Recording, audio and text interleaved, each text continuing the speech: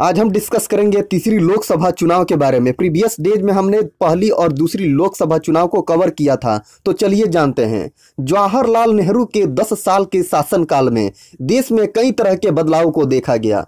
पंचवर्षीय योजनाओं के तहत प्राकृतिक संसाधनों से विकास का नया खाका खींचने की रूपरेखा तैयार की गई।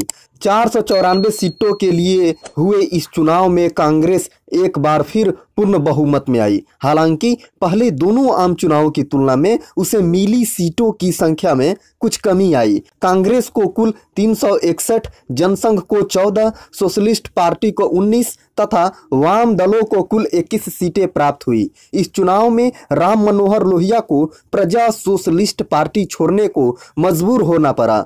उनके समर्थकों ने नई सोशलिस्ट पार्टी के बैनर तले चुनाव लड़ा। जवाहरलाल नेहरू के नेतृत्व में अप्रैल 1962 में तीसरी सरकार ने शपथ ग्रहण किया।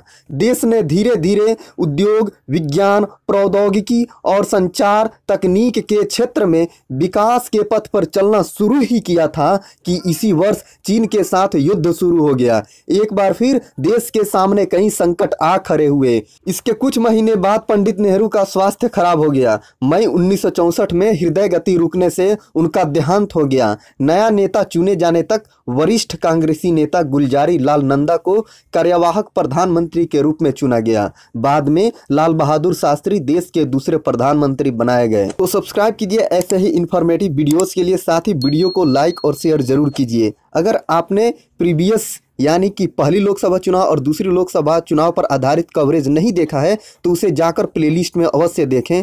Thank you for watching.